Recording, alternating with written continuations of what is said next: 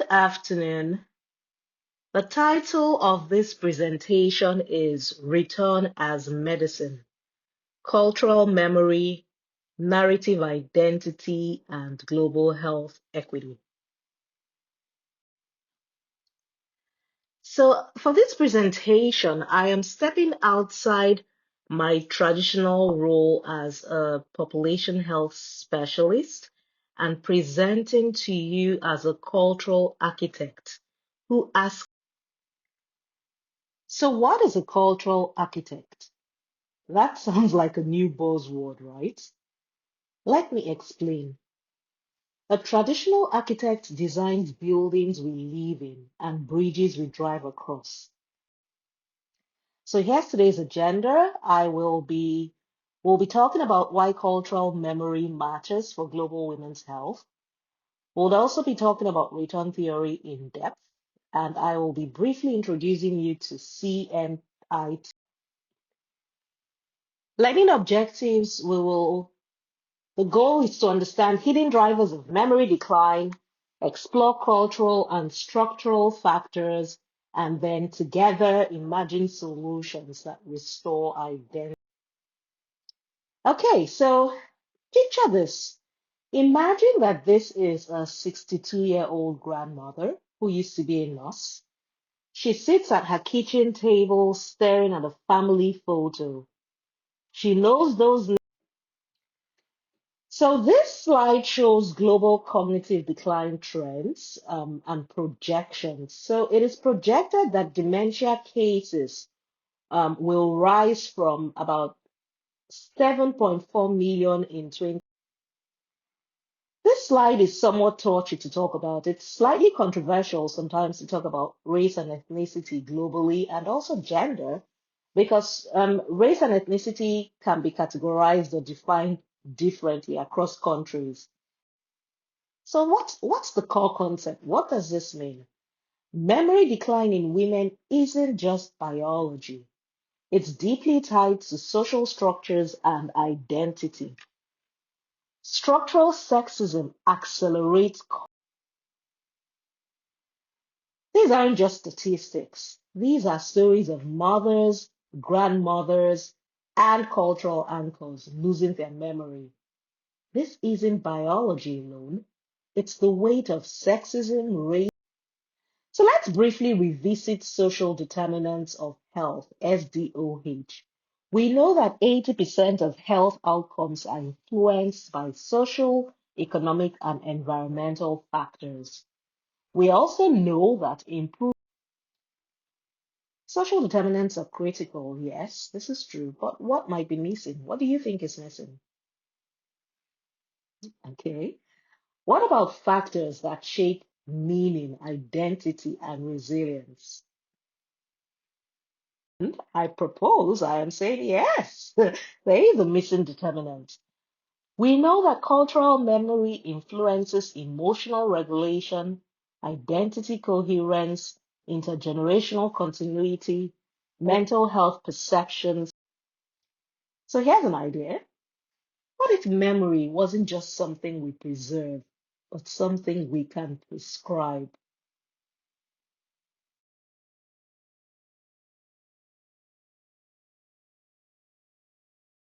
And this brings us into the theoretical framework for cultural memory as health infrastructure.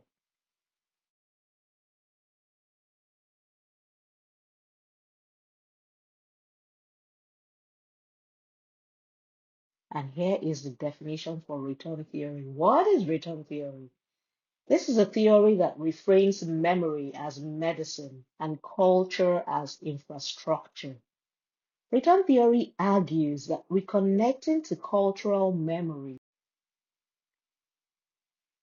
This is the hypothesis for return, and this hypothesis is simple: embedding cultural memory into health interventions through story, ritual, food. Here's a mechanism-driven model for return theory, and this explains how cultural memory functions as health infrastructure.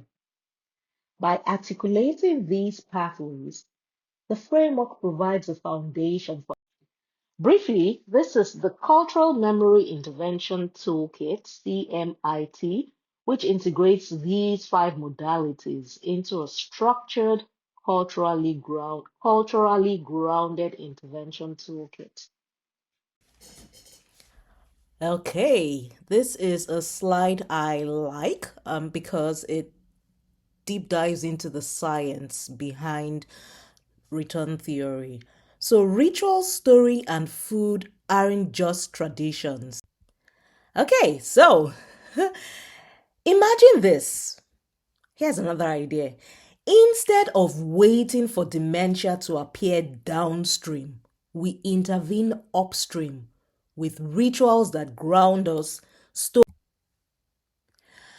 So I began this presentation by introducing myself as a population health specialist. I am also a certified quality improvement coach and I adhere to a Okay, so here are some illustrative pathways. What are we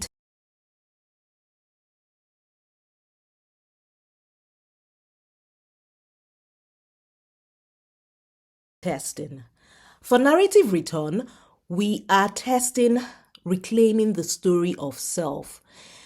Meet Tamika, who is 37, a social worker from Rochester, New York.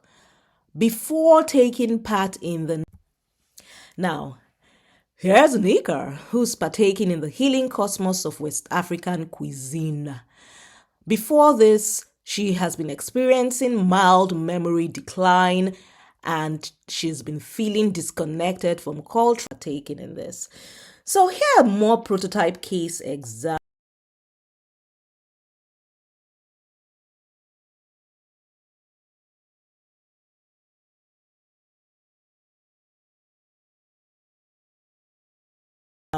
For you. This is for ritual return, and this is using the Ugu Leader Session Intervention. It's a grounding practice, and this is Cheryl, who's 45 and a community health worker. She will be. So, moving on to intergenerational return, using the Last Keepers listening circle. Meet Esosa, who is 19 and a first generation college student. She's partaking in this intervention with an and for Mythic Return, we're calling Mythic Return intervention Facing the Dragon, meets Amara, who is 29 and an early career physician. The activity here is Mythic Return. So the anticipated outcomes, the anticipated impact. Return theory aims to strengthen cognitive resilience in women, restore cultural continuity across generations, reduce loneliness and identity. Okay, so what are early signals of impact across the return ecosystem? Recognition. We are hearing people say, I see. So how what we're learning is informing our theory. It's allowing us to refine constructs and mechanisms. It's strengthening our degree of belief in the return hypothesis and is allowing us identify pathways.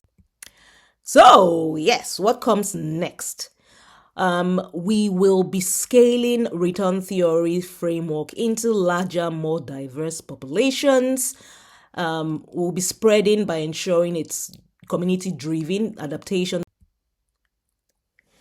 Return theory offers a new paradigm for global women's health, one that honors lineage, restores identity, and treats cultural memory as a vital determinant of well-being.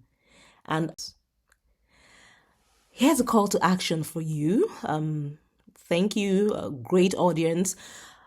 It will be great to collaborate on research, partner on interventions, engage with communities. Okay, I wasn't going to leave here without a ritual. We've been talking about ritual return. So this ritual is called the 3 returns, and it is a 60-second embodied practice